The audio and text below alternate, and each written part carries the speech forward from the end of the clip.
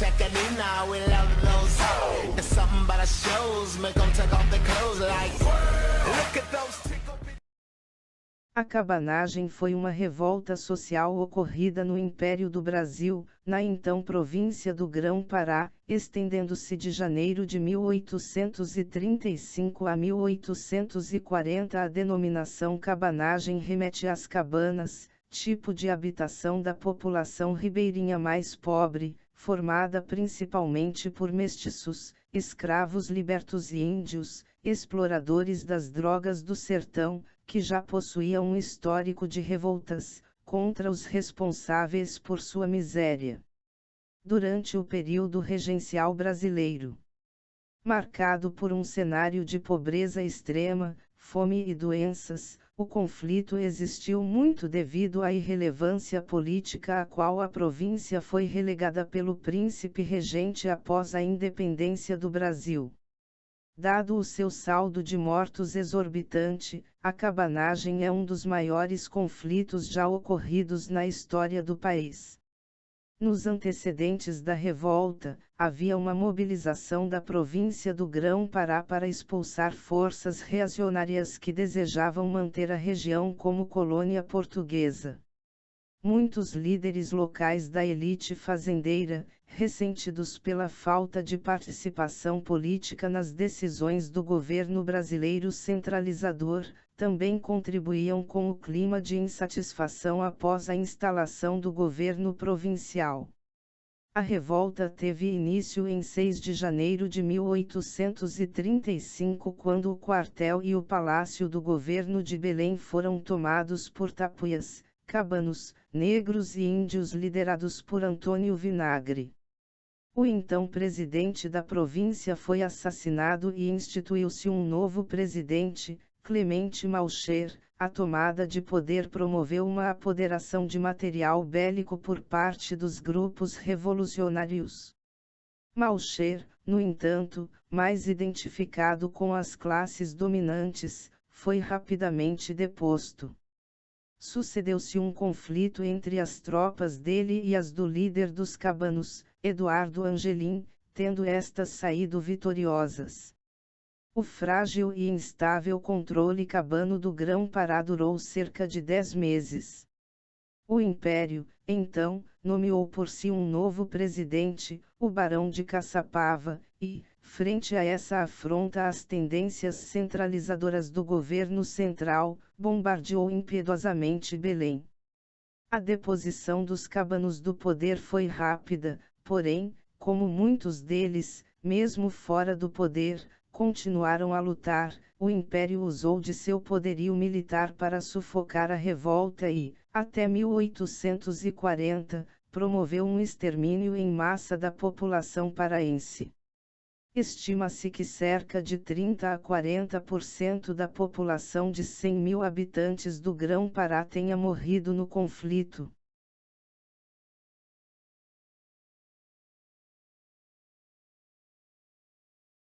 Após a independência do Brasil, a província do Grão-Pará, atual estado do Pará, na região norte do Brasil, mobilizou-se para expulsar as forças reacionárias que pretendiam manter a região como colônia de Portugal.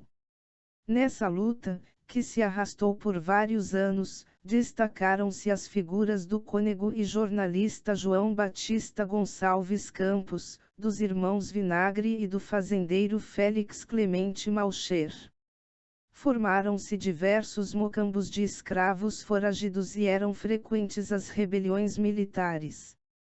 Terminada a luta pela escravidão e instalado o governo provincial, os líderes locais foram marginalizados do poder. A elite fazendeira do Grão-Pará, embora com melhores condições, ressentia-se da falta de participação nas decisões do governo central, dominado pelas províncias do Sudeste e do Nordeste. Em julho de 1831, uma rebelião na guarnição militar de Belém do Pará resultou na prisão de Batista Campos, uma das lideranças implicadas. A indignação do povo cresceu, e em 1833 já se falava em criar uma federação. O presidente da província, Bernardo Lobo de Souza, desencadeou uma política repressora, na tentativa de conter os inconformados. O clímax foi atingido em 1834, quando Batista Campos publicou uma carta do bispo do Pará, Romualdo de Souza Coelho, criticando alguns políticos da província. Por não ter sido autorizada pelo governo da província, o cônego foi perseguido, refugiando-se na fazenda de seu amigo Clemente Malcher. Reunindo-se aos irmãos Vinagre, Manuel, Francisco Pedro e Antônio, e ao seringueiro e jornalista Eduardo Angelim reuniram um contingente de rebeldes na fazenda de Malcher. Antes de serem atacados por tropas governistas, abandonaram a fazenda. Contudo, no dia 3 de novembro, as tropas conseguiram matar Manuel Vinagre e prender Malcher e outros rebeldes. Batista Campos morreu no último dia do ano, ao que tudo indica, de uma infecção causada por um corte que sofreu ao fazer a barba.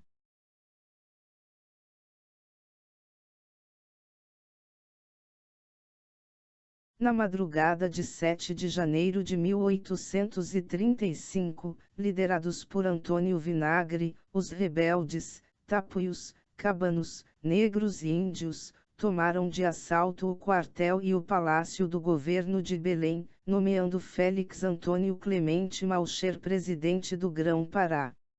Os cabanos, em menos de um dia, atacaram e conquistaram a cidade de Belém, assassinando o presidente Lobo de Souza e o comandante das armas, e apoderando-se de uma grande quantidade de material bélico. No dia 7, Clemente Malcher foi libertado e escolhido como presidente da província e Francisco Pedro Vinagre para comandante das armas. O governo cabano não durou muito tempo, pois o novo presidente, Félix Malcher, tenente-coronel, latifundiário e dono de engenhos de açúcar, era mais identificado com os interesses do grupo dominante derrotado, e é deposto em 19 de fevereiro de 1835, com o apoio das classes dominantes, que pretendiam manter a província unida ao Império do Brasil. Francisco Vinagre, Eduardo Angelim e os cabanos pretendiam se separar. O rompimento aconteceu quando Malcher mandou prender Angelim. As tropas dos dois lados entraram em conflito, saindo vitoriosas as de Francisco Vinagre. Clemente Malcher, assassinado, teve o seu cadáver arrastado pelas ruas de Belém. Assumiu Francisco Vinagre como o primeiro governador cabano que participará ativamente da conquista de Belém. Devido à intervenção do clero e outras mazelas no governo, Francisco Vinagre concordou em entregar pacificamente o governo a Manuel Jorge Rodrigues, julho 1835, em troca de anistia aos revolucionários e outras ações de cidadania. Muitos revolucionários descontentes e não acreditando no cumprimento do acordo, principalmente por lembranças do massacre do Brigue Palhaço em 1823, não entregaram as armas e se refugiaram no interior. Como previsto, Jorge Rodrigues não cumpriu o acordo e mandou prender Francisco Vinagre. Os cabanos, indignados, reorganizaram suas forças e atacaram novamente Belém sob o comando de Antônio Vinagre e Eduardo Angelim, em 14 de agosto. Após 9 dias de batalha, mesmo com a morte de Antônio Vinagre, os cabanos retomaram a capital. Eduardo Angelim assumiu a presidência.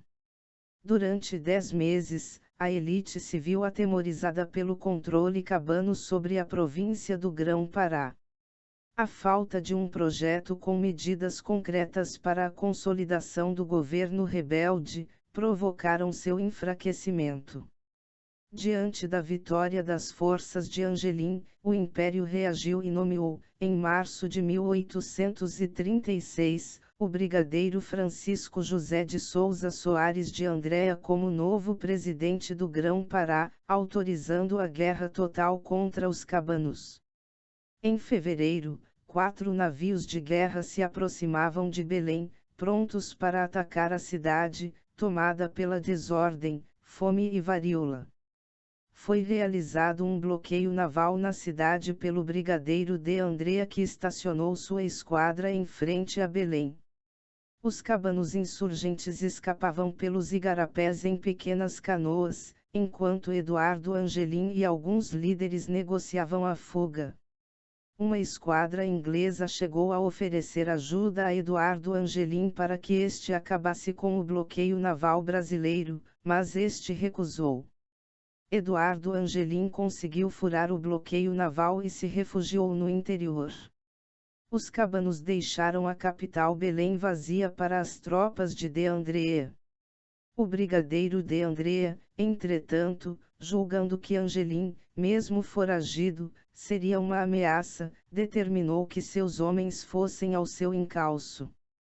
Em outubro de 1836, numa tapera da selva, ao lado de sua mulher, Angelim foi capturado, tornado prisioneiro na Fortaleza da Barra, até seguir para o Rio de Janeiro e depois Fernando de Noronha. A cabanagem, porém, não acabou com a prisão de Eduardo Angelim.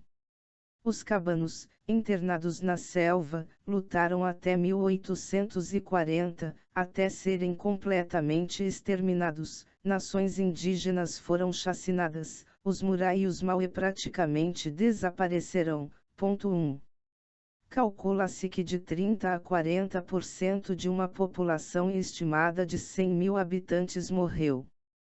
Em 1833 o Grão-Pará tinha 119.877 habitantes, 32.751 eram índios e 29.977, negros escravos.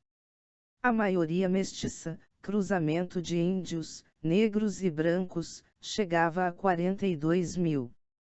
A minoria totalizava 15.000 brancos, dos quais mais da metade eram portugueses.